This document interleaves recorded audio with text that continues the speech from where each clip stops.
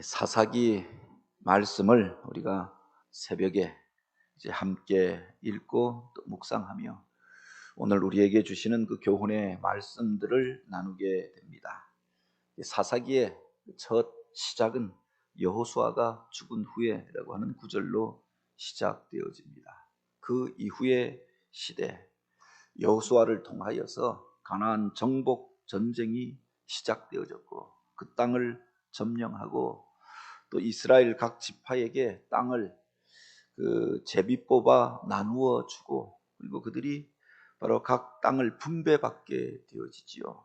그리고 이제 여호수아가 사명을 다하고 은퇴하고 또 이 세상을 떠나가게 되어졌습니다. 그 이후의 시대는 우리가 기대하기는 이른바 영광의 시대, 하나님께서 그들에게 말씀을 주셨고 그 말씀을 쫓아 행하고 또 그 말씀대로 12지파가 형제적 동맹을 맺고서 사람이 다스리는 나라가 아니라 하나님이 다스리시는 나라, 그 말씀과 언약을 근거로 하여서 다스려지는 나라, 이상적인 나라, 이 땅 가운데서 하나님의 다스림과 그 영광을 나타내는 그 거룩한 나라를 이 땅 가운데서 세울 수 있는, 그리고 그 은혜를 받아 누릴 수 있는 절호의 기회였습니다. 하나님께서 그 땅을 주셨고 승리하게 하셨고 또 그들에게 하나님의 백성이 살아갈 방도를 말씀과 율법을 통하여 가르쳐 주셨습니다. 그런데 사사기에 보면은 바로 그들이 그렇게 그 행복을 누리며 하나님을 섬기며 하나님이 기대하셨던 거룩하고 아름다운 나라를 건설한 것이 아니라 그들 안에서 여러 가지 문제가 일어나게 되어졌던 상황을 기록하고 있지요. 마치 부모가 열심히 노력하고 애쓰고 수고하여서 그렇게 아름다운 집을 사고 또 자녀들이 그곳에서 행복하게 살 수 있는 모든 것들을 구비하여서 그들에게 제공하였습니다. 좋은 방도 주고 또 그들이 공부할 수 있는 여건도 만들어주고 열심히 노력하면은 그 모든 것들을 누리며 살 수 있도록 그렇게 자녀들이 살아갈 터전을 마련해 주었는데 그 자녀들이 정작 중요한 시기에 고등학교 3학년이 되어지고 또는 대학교 졸업반이 되어졌는데 조금만 노력하면은 그가 이제 원하는 것들을 다 이루고 이 땅 가운데서 행복하게 살 수 있을 것 같은데 중요한 시기에 노력하지 않고 공부하지 않고 엉뚱한데 신경을 쓰고 세상에 빠져서 살게 되어진 겁니다. 그 자녀를 바라보는 부모의 마음이 어떠했겠는가? 그들의 행복을 위하여서 살아왔고 그들이 행복하게 살 수 있는 모든 것들을 구비하여 마련하고 준비하여 주었습니다. 그런데 그들이 노력하지 않고 그냥 안주하려고 하고 세상의 편안한 것들을 쫓아서 즐거운 것들을 쫓아서 그렇게 그 앞에 놓여져 있는 마지막 고비를 넘지 못하는 겁니다. 그를 바라보는 부모의 마음이 어떠했겠는가? 마치 사사 시대를 들여다보면은 바로 그때 이스라엘 백성을 바라보는 하나님의 마음이 이러하지 아니하였을까?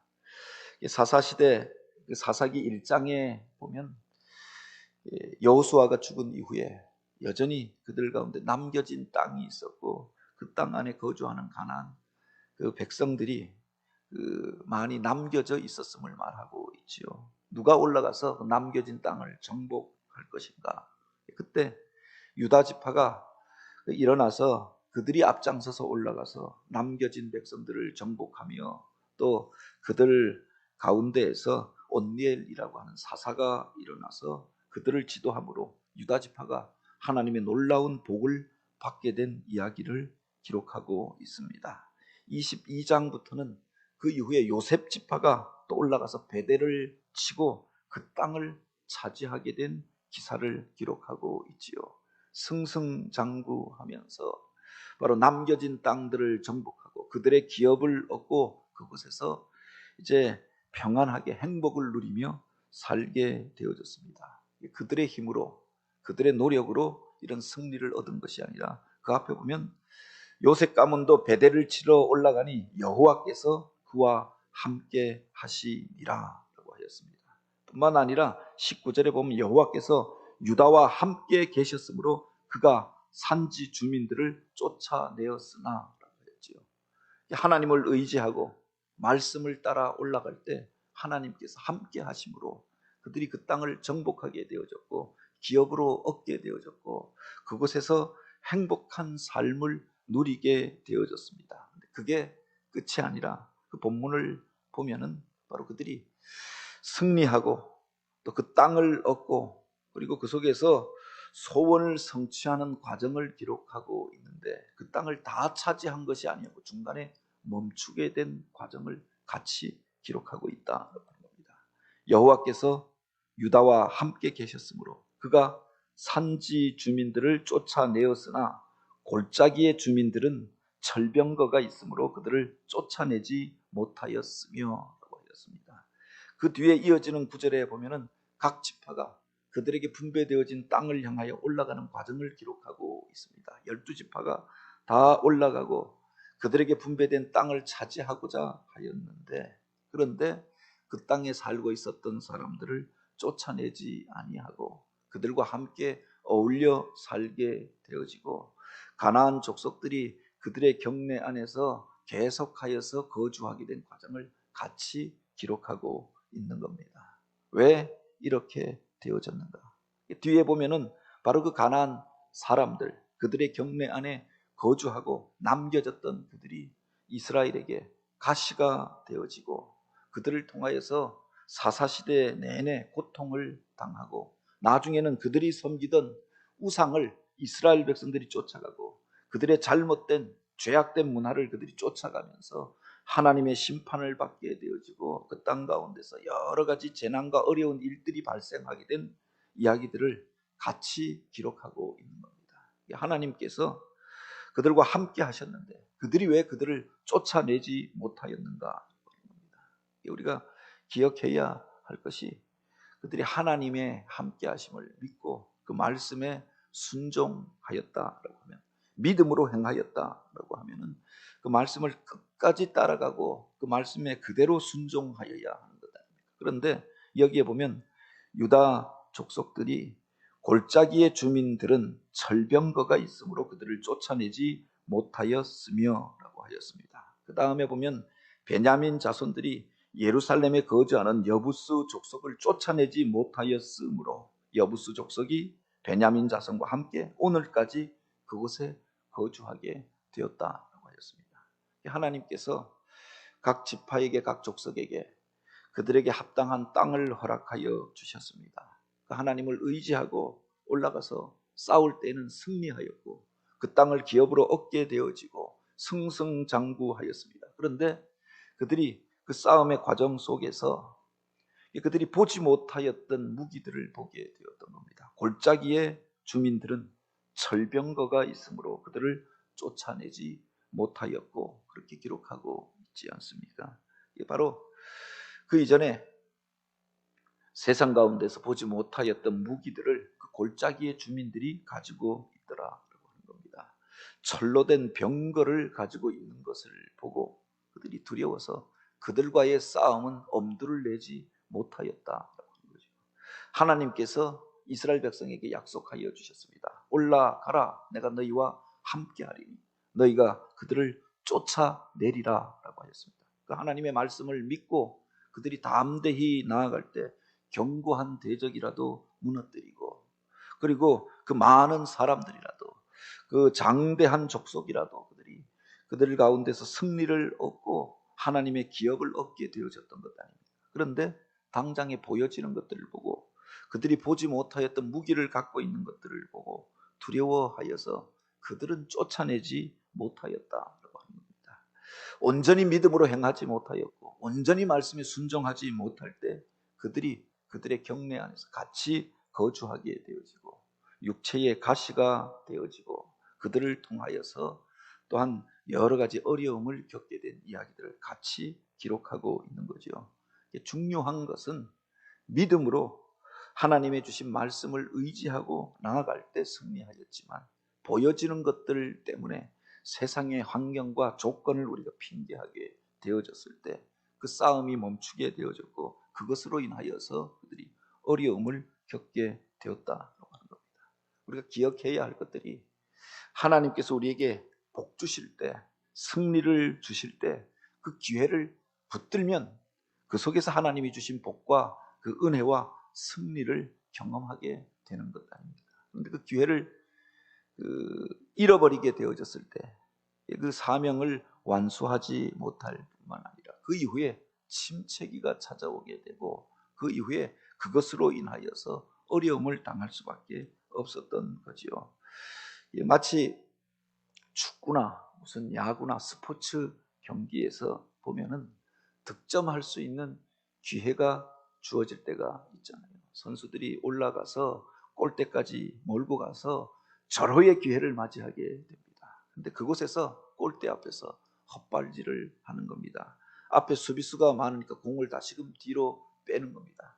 기회를 살리지 못하고 나면 그 이후에 반격의 기회를 맞이하게 되는 거죠. 상대방이 이제 다시금 내려와서 골을 넣어야 할 때 골을 넣지 못하면 나중에 골을 먹게 되어지고 위기를 당하게 된다라고 하는 겁니다.